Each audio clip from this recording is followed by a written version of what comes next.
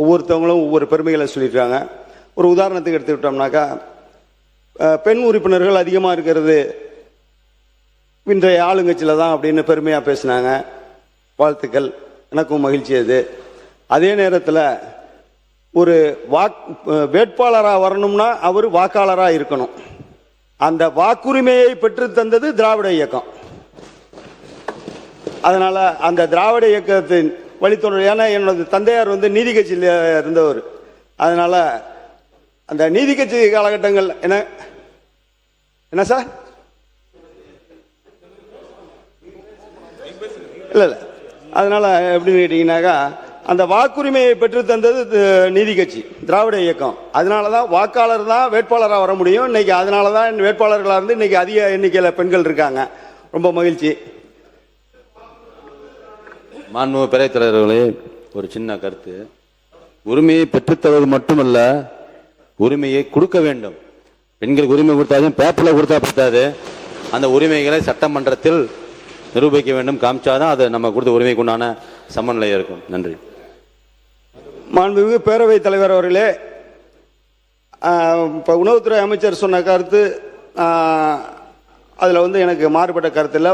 எவ்வளவு பேருக்கு உரிமை கொடுக்குறோம் அப்படிங்கிறது மாத்திரம் சட்டமன்ற தேர்தலில் வாய்ப்பை வழங்காது.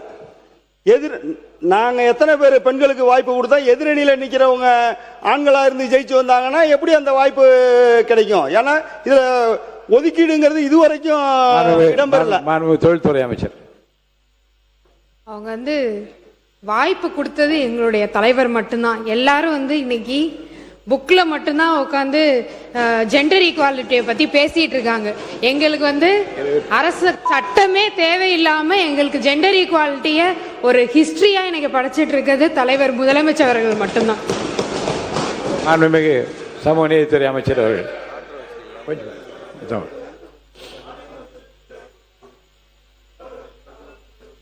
மாண்புமிகு சமூக நீதித்துறை அமைச்சர், நீங்க பேசுங்க. மாண்புமிகு திராவிட முன்னேற்ற கழகத்தினுடைய சட்டமன்ற உறுப்பினர் அவர்கள் பெண்களுக்கு வாக்குரிமை கொடுத்தது நீதி கட்சி, திராவிட இயக்கம் என்று சொன்னார். அதில் எந்த மாற்று கருத்தும் இல்லை. ஆனால் அதற்கு முன்பு இந்தியாவில் சொத்துக்கள் வைத்திருந்தால்தான் வாக்குரிமையே என்று இருந்தது. அதை மாற்றியவர் புரட்சியாளர் அம்பேத்கர் அவர்கள். ஒவ்வொரு மனிதனுக்கும் ஒரு வாக்கு, அந்த ஒரு வாக்கும் ஒரே மதிப்பு. பணக்காரன், ஏழை, மேல் சாதி, கீழ் சாதி, பெண், ஆண் என்று இல்லாமல் ஒவ்வொரு வாக்கும் ஒரே மதிப்பு என்கின்ற அந்த மதிப்பை உருவாக்கியவர் புரட்சியாளர் அம்பேத்கர் என்கின்ற செய்தி இந்த அவையில் சொல்ல கடமைப்பட்டிருக்கிறேன். நன்றி, வணக்கம். மாண்பு உறுப்பினர் பூண்டி கலைவாணர்கள். மாண்பு உறுப்பினர் வேலுமணி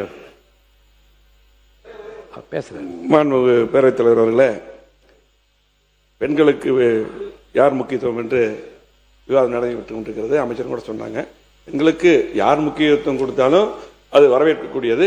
எங்கள் புரட்சித் தலைவர் அம்மா அவர்கள் அதிகமாக பெண்களுக்கு அதிகமான திட்டங்கள் தந்தாங்க. பெண்கள் கமாண்டோ படையில் அதிகமான திட்டங்கள், அது பேரவைத் தலைவர் தெரியும். குறிப்பாக உள்ளாட்சியிலே 50% இடஒதுக்கீடு கொண்டது புரட்சித் தலைவர் அம்மா அவர்கள். நான் தான் உள்ளாட்சி அமைச்சர் சட்டத்தை அமுல்படுத்தின அன்னைக்கு அம்மா முழுமையாக இருந்து சட்டத்தை அமுல்படுத்தி தான் வீட்டுக்கே போனாங்க. ஆகவே அற்புதமான அதை கொண்டு வந்தவர் புரட்சித் தலைவர் அம்மா அவர்கள்.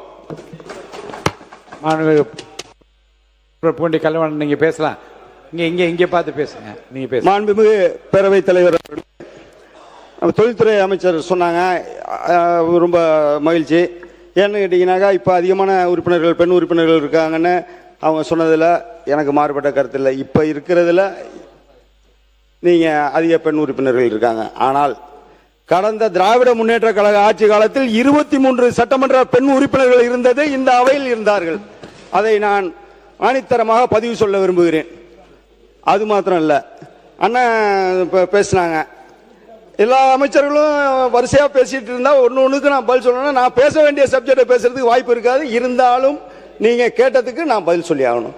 நான் என்ன சொல்றேன்னாக்கா, வாக்குரிமையை பெற்று தந்தது அம்பேத்கர், நான் மறுக்கல. அதை எனக்கு அதில் நீங்க சொல்ற கருத்துல உடன்பாடு இருக்கு. அந்த அம்பேத்கர் அந்த சட்டம் இயற்றிய காலத்தில் நீதி கட்சியில் இருந்ததா இல்லையா? வாக்குரிமைக்கு போராடியவர்கள் நீதி கட்சியை சார்ந்தவர்களா இல்லையா அப்படிங்கிறத நீங்க அதை பார்த்துக்குங்க. அதுக்கு மேல நான் அடுத்தது இன்னொன்று நான் சொல்றேன்.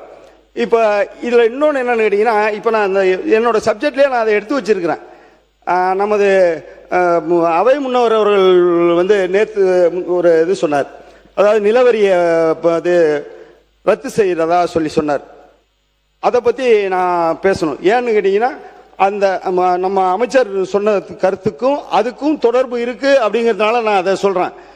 அந்த காலகட்டத்தில் நிலவரி கட்டினவங்களுக்கு மட்டுமே வாக்குரிமை இருந்த அந்த காலகட்டத்தை, அந்த நிலையை மாற்றியது அம்பேத்கர் எழுதிய சட்டம்னு சொன்னாங்க. ஆனா இப்ப நம்ம நிலவரிய ரத்து பண்ணோம்னாக்கா அதில் நடைமுறை சிக்கல்கள் நிறைய இருக்கு. நான் அதை பத்தி பின்னாடி வர்றேன். ஏன்னு கேட்டீங்கன்னா, இப்ப நான் இதெல்லாம் ஒண்ணுமே விளக்கமா சொல்றது என்னன்னு கேட்டீங்கன்னாக்கா, ஒண்ணு இல்ல, ஒரு குழந்தைங்கலாம் இப்ப எப்படின்னு கேட்டீங்கன்னா, அப்பாவை பத்தி கேக்குது, நீ எனக்கு என்ன பண்ண, நீ எனக்கு என்ன பண்ண அப்படின்னு. எங்க ஊர்ல ஒரு கவிஞர் ஒருத்தர் இருந்தாரு, அவர்கிட்ட ஒரு பையன் கேட்டான், நீ என்ன பண்ண எனக்கு அப்படின்னு. அவர் கவிஞர், அவர் பாணியில சொன்னார், என்ன செய்தேனா, என்ன செய்தேனா, உன்னையே செய்தேனா மகனே அப்படின்னாரு. அது மாதிரி இன்னைக்கு நம்ம எல்லாம் இங்க உட்கார்ந்து இருக்கிற நிலையை உருவாக்கி தந்தது திராவிட இயக்கம். மாண்பு உறுப்பினர் என்ன சொல்லுங்க, சொல்லுங்க. நீங்க அனுமதி இல்லாம பேச. ஆமா, கொஞ்சம் உட்காருங்க, உட்காருங்க, உட்காருங்க. மாண்பு அமைச்சர், மாண்பு அமைச்சர் உட்காருங்க. மாண்பு அமைச்சர் சொல்லுங்க. மாண்புமிகு பேரவைத் தலைவர்களே, எது எப்படியோ தமிழ்நாட்டில் உள்ள அனைத்து பெண்களும் வாக்களித்து வெற்றி பெற்ற தலைவர் தான் எங்களுடைய தளபதி தலைவர் என்பதை நாங்கள் இங்கே பதிவு செய்ய கடமைப்பட்டுள்ளேன். மாண்பு உறுப்பினர் வாங்க பேசு. மாண்புமிகு பேரவைத் தலைவர் அவர்களே, ராஜீவ்காந்தி அவர்கள் தான் 18 வயசுக்கு மேலுள்ளவங்களுக்கு வாக்குரிமை கொடுக்கணும் என்ற சட்டத்தை கொண்டு வந்தது நாங்க தான் என்பதை இந்த அவையில் நான் பதிய விரும்புகிறேன். மாண்பு உறுப்பினர் பூண்டி கல்வன், நீங்க பேசுங்க, நீங்க பேசுங்க. 21 வயதாக இருந்ததை 18 வயதாக மாற்றியவர் ராஜீவ் காந்தியாக இருக்கலாம், மாறுபட்ட கருத்து இல்லை, அதுல நான் மாற்றம் இல்லை. ஆனா எத்தனை வயசுல வாக்கு அளிக்கணுங்கிற தான் தீர்வு ராஜீவ் காந்தி அவர்களால் வந்துச்சு தவிர, யார் யார் வாக்களிக்கலாம்ங்கிறதுக்கு தீர்வு கண்டது திராவிட இயக்கங்கள் அப்படிங்கறது என்னோட நிலைப்பாடு. வாங்க, நீங்க மானிய கோரிக்கை வந்துடலாம். இப்போ மானிய கோரிக்கை வந்துடலாம். இப்போ இது எதுக்காக சொல்றேன்னா, இன்னைக்கு எல்லாருமே வந்து திராவிட இயக்கம் என்ன செய்தது, திராவிட இயக்கம்னு சொல்லி கேட்டுட்டு இருக்காங்க. அதுக்காக தான் இந்த விளக்கத்தை நான் சொல்ற மாதிரி ஒரு சூழ்நிலை வந்துச்சு. இன்னும் சொல்ல போனா, இப்போ இங்க மருத்துவர்கள் வந்து நிறைய பேர் சட்டமன்ற உறுப்பினர்களாக இருக்காங்க. அதுவும் எனக்கு பெருமையான விஷயம். அதுக்கும் எனது வாழ்த்துக்களை தெரிவிச்சுக்கிறேன். அதே நேரத்தில் அந்த மருத்துவ படிப்புக்கு திராவிட இயக்க காலத்துல தான், நீதி கட்சி காலத்துல தான் மருத்துவ கல்விக்கு மந்திர மொழி எதற்கு என்று கேட்டது திராவிட இயக்கம் தான்.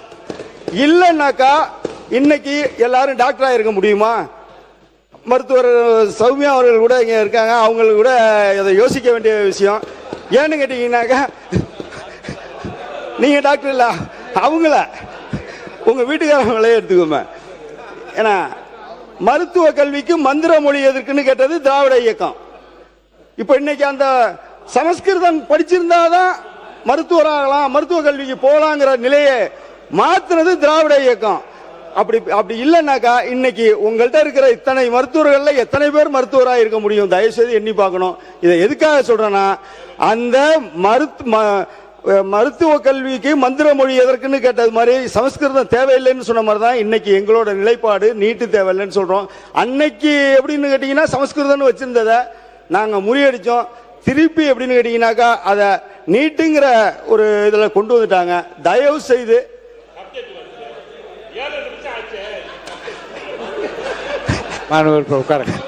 சரி, நான் சப்ஜெக்டுக்கு வந்துடுறேன். இன்னைக்கு எங்க தலைமையில் நான் பதில் சொல்ற மாதிரி தான் போக போகுது. ஏன்னு கேட்டீங்கன்னாக்கா, நான் சப்ஜெக்டே இன்னைக்கு பேசுறதுக்கு வாய்ப்பு இல்லை. அது மாதிரி வந்து பாத்தீங்கன்னாக்கா, கிராஸ் பண்ணதுல எல்லாம் நிறைய இஷ்யூஸ் இருக்கு. அதனால தான் சொல்றேன். நாங்கள் ஆட்சி நடத்தினப்ப அற்றார் அழுபசி தீர்த்தல் அது ஒருவன் பெற்றான் பொருள் வைப்பு ஊழின்னு சொல்லி வள்ளுவர் பெருந்தகை சொல்லியிருக்காரு.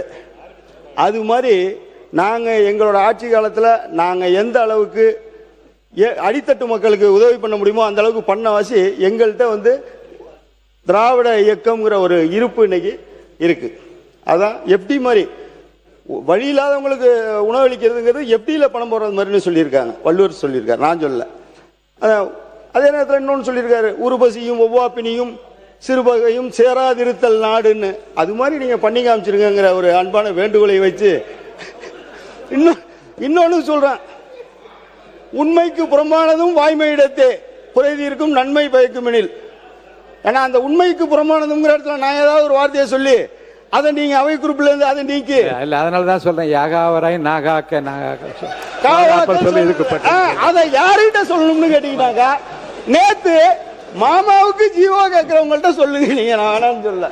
வாங்க சப்ஜெக்டுக்கு வந்துருங்க. நீங்க மானிய கோரிக்கை இன்னும் 3 உறுப்பினர்கள் பேச வேண்டும், 3 மணிக்குள்ளாக முடிக்க வேண்டும் என்ற முடிவு மாண்பு அமைச்சருடைய பதில் இருக்கிறது. மானிய கோரிக்கைக்குள்ள வந்து பேசும்படி கேட்டுக்கொள்கிறேன். மானிய கோரிக்கையை நான் எடுத்துறேன். இல்லை, ஒரு முக்கியமான இது, அண்ணன் அவை முன்னவர் அவர்கள் வெளில இருந்தாங்க, வந்துட்டாங்க. நேற்று வந்து அவங்க வந்து இந்த நிலவரி ரத்து செய்யணும்னு சொன்னாங்க. அது வந்து 2009 2010 நிலவரி ரத்து பண்ணப்ப பார்த்தீங்கன்னாக்கா ஒரு 10% ஃபார்மாலிட்டிக்கு அந்த வரி வேணும் அப்படின்னு சொல்லி வச்சிருந்தாங்க. ஏன்னு கேட்டீங்கன்னாக்கா, அந்த நிலவரியை வைத்து தான் நிலவரிங்கிறது எப்படின்னு கேட்டீங்கன்னாக்கா, அந்த நிலத்தோட தன்மையை பொறுத்து வருவாயை பொறுத்து நிலவரி